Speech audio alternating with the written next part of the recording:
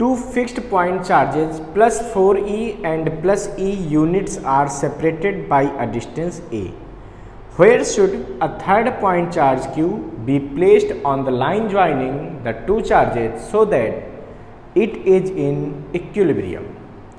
In which condition the equilibrium will be stable and in which condition unstable? तो देखिए बच्चों, ये question है हमारे पास, कह रहे हैं कि +4e और +e दो चार्ज हैं और ये दोनों एक दूसरे से a डिस्टेंस पर रखे हुए हैं। ठीक है, कितनी डिस्टेंस पर रखे? a। हमसे पूछा जा रहा है कि इन दोनों के बीच q चार्ज को, q कैसा भी हो सकता है, पॉजिटिव नेगेटिव कोई भी चार्ज है, उसको कहाँ पे रख दें कि वो इक्विलिब्रियम में हो जाए। जो तीसरा चार्ज रखेंगे वो कैसा हो जाए बच्चों? इक्विलिब्रियम में हो जाए। अच्छा, यानी कि तीसरा चार्ज हमको रखना क्या है? Q, और ऐसी जगह रखना है कि वो इक्विलिब्रियम में हो जाए। ठीक है, तो बच्चों हमारे मन में बात आ सकती है कि हम यहाँ भी रख के देख सकते हैं, यहाँ भी रख के देख सकते हैं, यहाँ भी रख के देख सकते हैं। और ये तीसरा चार्ज इक्विलिब्रियम में कब आएगा? Q इक्विलिब्रियम में कब होगा? बताओ, सोचो। जब Q पे लगने वाला नेट फोर्स 0 हो जाए, तो F नेट एट Q क्या हो जाए? 0 हो जाए। तो यहाँ पे हमको सोचना पड़ेगा Q को कहाँ रखें कि नेट फोर्स उस पे लगने वाला 0 हो जाए। बच्चों, इसके लिए मैं वैसे तो आपको बता दूं कि अगर एक चार्ज प्लस है, दूसरा भी प्लस है, तो इनके बीच में हमेशा ऐसी पोजीशन बच्चों यहाँ कहीं बीच में मिलती, इनको जोड़ने वाली लाइन पे यहाँ बीच में मिलती। ठीक है, और वो हमेशा छोटे वाले चार्ज के पास होगी। जो नेट फोर्स 0 मिलेगा Q पे, तो वो कहाँ पर मिलेगा? +e के पास मिलेगा और इनको जोड़ने वाली लाइन पे कहीं मिलेगा। बट आपके मन में ये भी आ सकता है कि भाई जोड़ने वाली लाइन पे क्यों मिलेगा, इसके बाहर यहाँ क्यों नहीं मिलेगा, यहाँ क्यों नहीं मिलेगा, यहाँ क्यों नहीं मिलेगा, ऐसा भी हमारे मन में आ सकता है। तो मैं आपको बता दूं, ऐसे सोचो कि अगर ये +4e रखा हुआ है और ये +e रखा हुआ है, ठीक है, तो अगर आप Q चार्ज को यहाँ रखते हैं तो इस पे फोर्स किधर लगेगा बताओ? तो अगर ये Q कैसा भी हो सकता है, मान लीजिए Q हम कहते हैं पॉजिटिव है, ठीक है, ये डिपेंड नहीं करता, आप निगेटिव मानोगे उस हिसाब से कर सकते हो। तो अगर ये पॉजिटिव है तो इसकी वजह से इस पे लगने वाला फोर्स किधर होगा बताओ? ये प्लस को क्या करेगा? ये भाई पहला चार्ज है Q1, ये दूसरा चार्ज है Q2, तो ये इस पे किधर फोर्स लगाएगा? रिपेल करेगा। रिपेल करेगा मतलब इधर फोर्स लगेगा, F1 लगेगा। ये दूसरा चार्ज इस पे किधर फोर्स लगाएगा? ये इसको रिपेल करेगा इधर। तो यहाँ पे नेट फोर्स 0 हो सकता है। क्यों? क्योंकि ये दोनों फोर्स इक्वल हो गए, ये अपोजिट हो गए। जब अपोजिट हो गए तो कहीं ना कहीं तो इक्वल हो ही जाएंगे, क्योंकि दो फोर्स हैं अगर, और उन दोनों का नेट रिजल्टेंट हमको 0 करना है, तो ये जरूरी है कि वो इक्वल और अपोजिट होने चाहिए। अगर दोनों फोर्स इक्वल हैं और अपोजिट भी हैं तभी नेट फोर्स 0 मिल सकता है। और कहीं भी इन दो इसके बीच के अलावा कहीं भी आप चेक करेंगे, अगर आप सोचें कि यहाँ अगर +Q चार्ज रख देते तो क्या होता, ऐसा हम सोच सकते थे, है ना। जैसे यही मान लो ऐसे था, ये +4e था और ये +e चार्ज था, और हम सोचते कि अगर हम Q चार्ज को यहाँ पे रखेंगे तो क्या होगा, सोच सकते हैं हम। तो देखो ये Q1 है, ये Q2 है, तो ये प्लस वाला अगर यहाँ मान लीजिए +Q ही रखते तो ये प्लस को क्या करता? रिपेल करता, इधर फोर्स लगाता। ये प्लस को क्या करता? रिपेल करता, इधर फोर्स लगाता। तो दोनों के फोर्स क्या हो जाते हैं? Same direction. तो यहाँ पे कभी ये अपोजिट में नहीं होंगे तो कभी भी यहाँ पे नेट फोर्स 0 नहीं मिल सकता।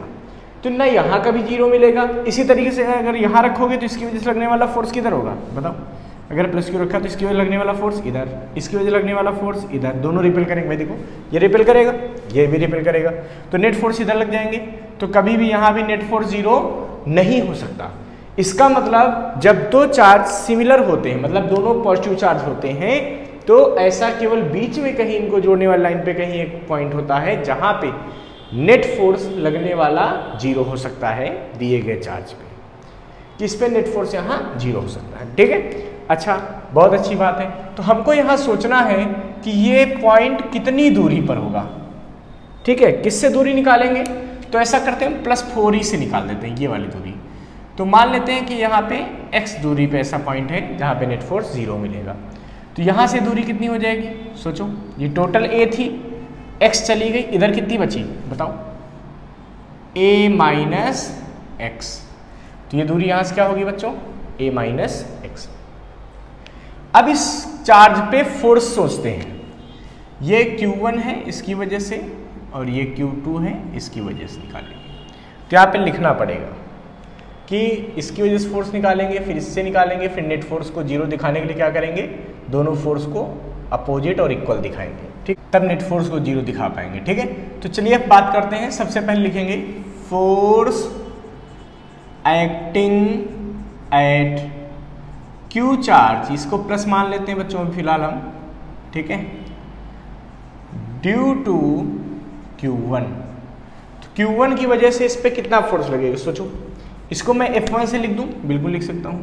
तो F1 बराबर हो जाएगा 1/4πε0। भाई क्या होता है, दो चार्ज के बीच लगने वाला फोर्स क्या होता है, अगर Q1 और Q2 दो चार्ज है, इनके बीच r डिस्टेंस है, तो बच्चों लगने वाला फोर्स क्या होता है, ये होता है KQ1 Q2 अपान r², या इसको लिखते थे 1/4πε0 Q1 Q2 अपान r²। ये किसका लॉ है, ये कूलम्ब्स लॉ है, इसका हम यूज करने जा रहे हैं। चाहे k लिखो, चाहे k की वैल्यू 1/4πε0 लिख लो, दोनों लिखने में कोई बुराई नहीं है।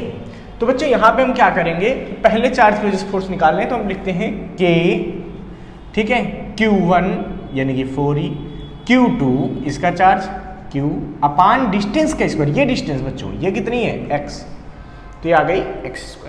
ठीक है, अब हम क्या करेंगे, यहाँ पे लिखेंगे कि force acting at plus Q charge, ठीक है, ड्यू टू Q2। Q2 से लगने वाला फोर्स निकालो भाई, तो ये क्या निकलेगा भाई, ये F2 आएगा, ये क्या आएगा KQ1। तो यहाँ पे देखो इन दोनों में Q1 Q2 कौन हो जाएगा, ये हो जाएगा Q1 यानी कि Q, दूसरा चार्ज E अपान डिस्टेंस का स्क्वायर, तो इनके बीच कितनी डिस्टेंस सोचो, ये है a माइनस एक्स, तो उसका होल स्क्वायर। बच्चों अब डायरेक्शन बनाते हैं, सोचो इसकी वजह से इस पे लगने वाला फोर्स क्या होगा, तो ये प्लस है, ये प्लस है, तो इसको क्या कर देगा, रिपेल कर देगा, इधर करेगा, F1 लगाएगा, इसको F1 वेक्टर लिख दें, बिल्कुल लिख देंगे। इसकी वजह से इस पे लगने वाला फोर्स किधर होगा, इधर होगा, ये क्या होगा, ये F2 वेक्टर होगा। ठीक है, लिखेंगे यहाँ पे so net force at Q will be, तो F नेट बराबर कितना आएगा सोचो, यह आएगा F1 minus F2, but for equilibrium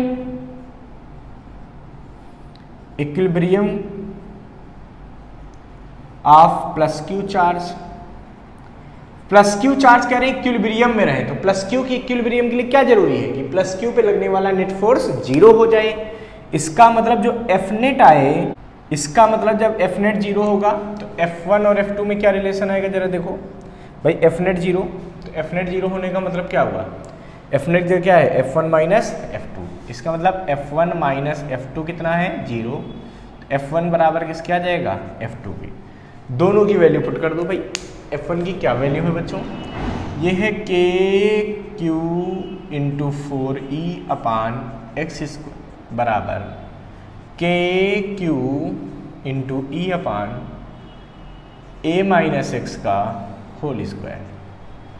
ठीक है बच्चों, हम चाहें तो KQ से KQ को काट सकते हैं, E से E को काट सकते हैं, तो इधर बचेगा 4 अपान एक्स स्क्वायर और उधर क्या बचेगा 1 अपान A माइनस एक्स का होल स्क्वायर। अगर मैं दोनों तरफ रूट ले लूँ तो कुछ दिक्कत तो नहीं होगी, बिल्कुल नहीं होगी, क्यों, क्योंकि इक्वेशन में कोई फर्क नहीं पड़ेगा, अभी भी ये इसके इक्वल रहेंगे। अब देखो 4 का रूट लिया तो कितना आया 2, एक्स स्क्वायर का रूट लिया कितना आया x, 1 का रूट लिया तो क्या आया 1, A माइनस एक्स का होल स्क्वायर आया तो A माइनस एक्स बचेगा, होल स्क्वायर था रूट से हट गया। अब क्रॉस मल्टीप्लाई कर दो तो 2A माइनस एक्स बराबर x, देखो ये इधर मल्टीप्लाई, इधर हुआ इतना। अब सोचो बच्चों, इसको इससे मल्टीप्लाई करो तो क्या बचेगा, इधर देखो 2A माइनस 2x बराबर x, तो 2a is equal to x plus 2x, क्यों ये 2x उधर जाएगा तो प्लस का हो जाएगा, तो इधर माइनस का उधर गया प्लस का, तो ये हो गया। तो 2a किसके बराबर हो गया 3x के, मतलब x बराबर क्या आ गया 2a/3। तो x यानी कि जो नेट डिस्टेंस आई है +4e चार्ज से वो कितनी आ गई है 2a/3।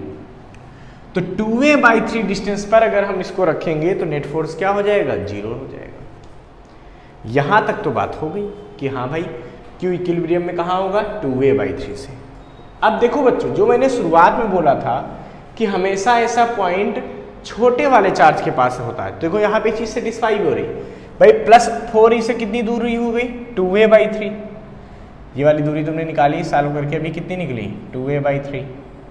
तो इधर वाली दूरी कितनी बचेगी सोचो, ये वाली दूरी कितनी बची है a - 2a/3, तो ये कितनी बचेगी a/3। इसका मतलब क्या हुआ कि +4e से कितनी दूर है ये पॉइंट 2a/3, यहाँ से कितनी दूर है a/3। तो देखो a/3 कम होता है, 2a/3 ज़्यादा होता है। ये तो मैं बोल रहा था कि जो छोटा चार्ज है उससे कम डिस्टेंस पर होता है। ठीक है, ये क्लियर हो गया। अच्छा, अब देखिए बच्चों, अब इसमें दूसरा टॉपिक जुड़ा हुआ है कि ये स्टेबल इक्विलिब्रियम में होगा या अनस्टेबल इक्विलिब्रियम में होगा। तो देखिए बच्चों, स्टेबल इक्विलिब्रियम क्या होता है समझते हो, मतलब अगर कोई बॉडी है उसको थोड़ा सा खिसका दें उसकी पोजीशन से तो वो अपनी जगह वापस आने की कोशिश करे, तो इसको बोलेंगे स्टेबल इक्विलिब्रियम। और अनस्टेबल इक्विलिब्रियम क्या है, अगर थोड़ा खिसकाएं तो परमानेंटली खिसक जाए या वहां से दूर ही चली जाए, तो इसको बोलेंगे अनस्टेबल इक्विलिब्रियम। मतलब आप ऐसे समझ सकते हो कि जैसे यहाँ पे ऐसे मान लीजिए एक डायग्राम बना हुआ है, एक बॉल यहाँ रखी हुई, सोचो एक बॉल अगर यहाँ रखी, इसको थोड़ा यहाँ से यहाँ खिसका दें तो ये स्टेबल इक्विलिब्रियम होगा कि अनस्टेबल। जब थोड़ा इसको खिसकाओगे इधर बॉल को तो क्या ये अपनी जगह वापस आने की कोशिश करेगी, बिल्कुल करेगी, तो ये क्या है स्टेबल इक्विलिब्रियम। अगर यहाँ कोई बॉल रखी हो, आप सोचो इसको थोड़ा सा खिसका दो तो क्या होगा, नीचे लुढ़क जाएगी, मतलब अपनी जगह वापस नहीं आएगी, तो ये क्या है ये अनस्टेबल इक्विलिब्रियम है। तो ये बॉल की जो कंडीशन है ये क्या है स्टेबल इक्विलिब्रियम।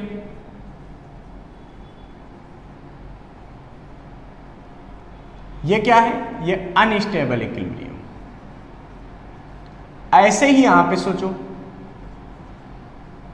कि अगर ये चार्ज जैसे सपोज करो भाई पॉजिटिव भी हो सकता है नेगेटिव भी हो सकता है +q, क्योंकि उन्होंने कहा q चार्ज इक्विलिब्रियम में रहे, उन्होंने पॉजिटिव नेगेटिव नहीं दिया, ये तो हमने सपोज कर लिया था।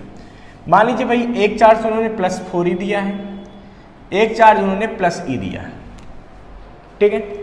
उन्होंने कहा कि ये तीसरा चार्ज यहां रखा है, तो अगर सोचो तीसरा चार्ज पॉजिटिव होता है तो क्या होगा, मान लीजिए +q होता, ठीक है। ये कहाँ पे है, ये इक्विलिब्रियम वाली सिचुएशन है, मतलब ये है 2a/3, ठीक है, और ये कितनी है a/3, यही तो आया है आंसर। अब सोचो यहां थोड़ा सा खिसका दिया जाए इधर, अच्छा अगर इसको थोड़ा सा खिसका दोगे तो इससे इसकी डिस्टेंस क्या हो जाएगी कम हो जाएगी। और हमको पता है कि अगर दो चार्ज Q1 और Q2 हैं तो उनके बीच r डिस्टेंस के होने पर फोर्स क्या लगता है कि Q1 Q2/r²।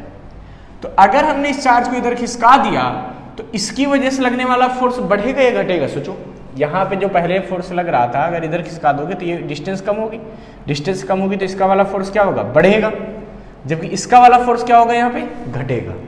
अब समझना, अभी यहाँ पे रखने पर तो ये इक्विलिब्रियम में था, मतलब इस पे नेट फोर्स क्या था 0, मतलब जितना फोर्स ये लगा रहा था उतना ये लगा रहा था। तो अभी हम इसकी वजह से फोर्स हम क्या सोच रहे थे F1, इसकी वजह से क्या सोच रहे थे F2। जैसे इसको हमने लेफ्ट में खिसकाया तो F2 ऑन शिफ्टिंग लेफ्ट, ठीक है, F2 क्या हो गया बच्चों इंक्रीज कर गया, एंड F1 क्या हो गया बच्चों इसकी वजह लगने वाला फोर्स, भाई इसकी डिस्टेंस बढ़ गई तो फोर्स से वीक हो जाएगा, F1 डिक्रीज हो गया, ठीक है। So net force towards right, इसका मतलब नेट फोर्स किधर लगेगा, राइट की तरफ। हमने किसका है, लेफ्ट की तरफ है, और वो फोर्स कहाँ लगेगा, राइट की तरफ। इसका मतलब क्या हुआ भाई, क्यों, जो फोर्स बड़ा है उसी की तरफ नेट हो जाएगा ना, तो नेट इधर लग जाएगा। मतलब खिसकाओगे इधर तो जाना चाहेगा इधर, इसका मतलब उसको इक्विलिब्रियम से आगे ले जाना चाहोगे तो वो वापस आना चाहेगा। सेम ऐसे अगर हम इधर खिसकाते तो ये फोर्स बड़ा हो जाता, क्योंकि इसकी डिस्टेंस कम हो जाती, तो इधर नेट फोर्स लग जाता। मतलब जिधर शिफ्ट करना चाहोगे इसका अपोजिट फोर्स लगेगा। इसका मतलब क्या हुआ, चार्ज को अगर तुम हटाना चाहोगे तो वो हटेगा नहीं, वो अपनी जगह वापस आना चाहेगा। इसका मतलब ये कैसा इक्विलिब्रियम हो गया, स्टेबल, बिल्कुल सही। तो ये क्या हो गया, स्टेबल इक्विलिब्रियम। क्यों, क्योंकि जब हम शिफ्ट करना चाह रहे हैं तो वो शिफ्ट होना नहीं चाह रहा, तो ये स्टेबल इक्विलिब्रियम हो जाएगा।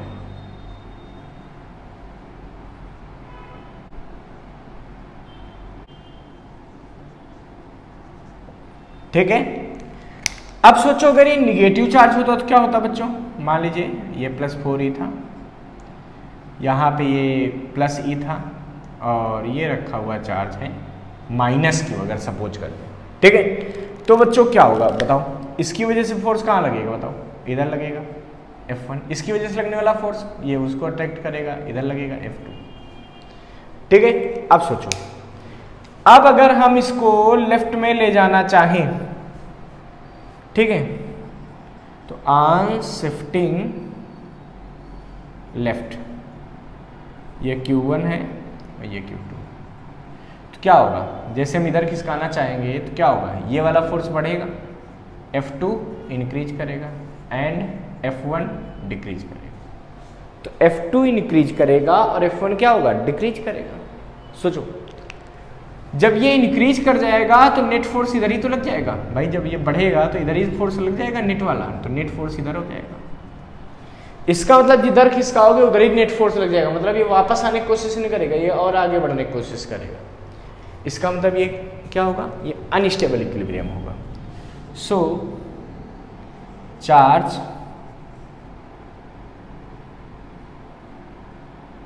-q feels net force towards left,